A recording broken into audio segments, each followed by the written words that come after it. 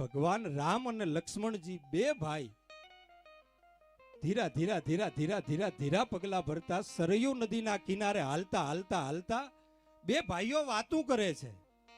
જો રામાયણ શીખવે ભાઈ ભાઈનો સંબંધ કેવો હોય, બાપ અને દીકરાનો સંબંધ કેવો હોય, અરે સાસુ ને વહુનો સંબંધ કેવો હોય, આ બધું રામાયણ શીખવે. હવે બે ભાઈઓ વાતું કરે છે. લક્ષ્મણજી મહારાજ બોલે છે કે ભાઈ, મારા મનમાં એક પ્રશ્ન છે, મને એનો જવાબ હજુ નથી મળ્યો. તેથી ભગવાન રામ કહે છે કે બોલ ભાઈ, કયો પ્રશ્ન? તેથી લક્ષ્મણજી કહે છે કે ભાઈ, આપણે લંકામાં યુદ્ધના મેદાનમાં હતા. આપણે બંને ભાઈ સામે રાવણ અને મેઘનાદની સામે યુદ્ધ કરતા હતા. એ સામેના પક્ષેથી રાક્ષસોના બાણ આવે અને આપણા બંને ભાઈઓ ઊભા હતા. પણ એનું એ બાણ જેદી તમારા સામું આવ્યું, તમારી સાથી સામું બાણ આવ્યું, તો બાણ તમને નમસ્કાર કરી નીચે પડી ગયું. અને એનું એ જ બાણ મારી સામું આવ્યું, તે મારી સાથી હોહરવું પહેરી ગયું. હું બેભાન થઈને ઢળી પડ્યો. પણ ભાઈ, આપણા બંનેના બાપ એક, આપણા બંનેનું લોહી એક, આપણા બંને જે નિહાળમાં ભણ્યા, જે ગુરુજી પાસે ભણ્યા, એ ગુરુ એક. આપણે વિદ્યા હરખી લીધી છે, ધનુષ બાણ હરખું લીધું છે, તપ એક જેટલું કર્યું છે. પણ તમને બાણ ન વાગ્યું અને મને બાણ વાગ્યું, એનું કોઈ કારણ? તેથી ભગવાન રામે કીધું કે મને બાણ ન વાગ્યું એમાં કોઈ મહાત્માનું ભજન છે, ભજન. અને તને બાણ વાગ્યું એમાં તે ભજનનો પ્રસાદ નથી લીધો. કે ભાઈ સમજો નહીં? તો કે યાદ કર લક્ષ્મણ, જ્યારે દશરથ રાજા એટલે કે આપણા પિતાજીએ આપણને વનવાસ આપ્યો મને, પણ મારા પત્ની સીતાજી મારા હારે થયા અને તું અમારી સેવા કરવા માટે જંગલમાં આવ્યો. આપણે 14 વર્ષ જંગલમાં રહ્યા અને અલગ અલગ મહાત્માઓના આશ્રમમાં ગયા. કે હા ભાઈ, મને યાદ છે. એક ઘરડી ડોશીના આશ્રમમાં ગયા હતા, તને યાદ છે? હા ભાઈ, મને યાદ છે. એક ડોશીમાં 80-90 વર્ષની ઉંમર, ચાંદીના પતરા જેવા ધોળા વાળ, હાથમાં લાકડીના ટેરવે અડધું વળેલું શરીર. આપણે એના આશ્રમમાં ગયા હતા. તેથી રામે કીધું હતું કે ડોશીનું નામ હતું સબરી. અને સબરીની ઉંમર જ્યારે 5 વર્ષની હતી ત્યારે ભીલની દીકરી હતી ને એના બાપુજીએ એમ કહેવાય કે એક ઢોરને એના ઘેર લાવ્યું, હાથમાં તલવાર લઈ, અને એ ઢોરના ગરદન ઉપર તલવાર મારીને ગરદન ધડથી અલગ કરી નાખી અને પશુને મારી નાખ્યું. ત્યારે 5 વર્ષની દીકરીની આંખોમાંથી આહુડા આવી ગયા અને એને એના બાપને સવાલ પૂછ્યો તો કે બાપુ,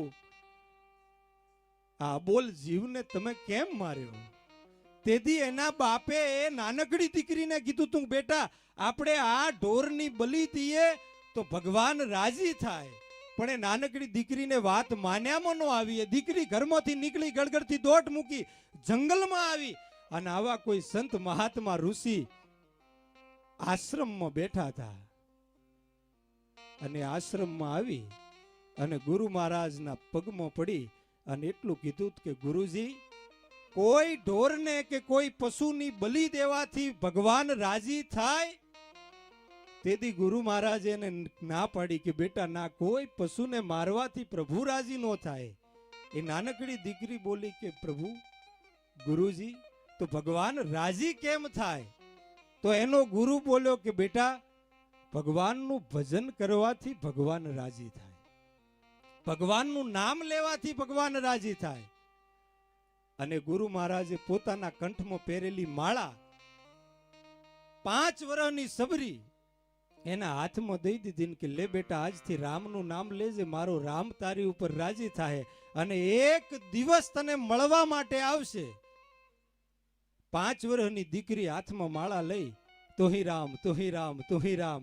પણ બીજો દી ઉગે એ ગુરુ મહારાજના પગે પડીને એટલું કહે, પણ ગુરુજી, રામ આવશે ક્યારે? તેથી એ ગુરુએ જવાબ દીધો તો કે બેટા, જે રામ તને મળવા આવ્યાનો છે ને, એનો તો હજુ જન્મે નથી થયો. પેલા એ અયોધ્યામાં દશરથના ઘેરે જન્મ લેશે, એનો રાજ તિલક થવાના ટાણે 14 વર્ષનો વનવાસ થશે અને એ વનવાસ દરમિયાન તને મળવા માટે આવશે, પણ ત્યાં સુધી કોઈ દિવસ બાકી ન રાખતી, તું બસ ખાલી રામનું ભજન કરજે. અને એ સબરી 5 વર્ષની હતી તેથી રામનું ભજન કર્યું.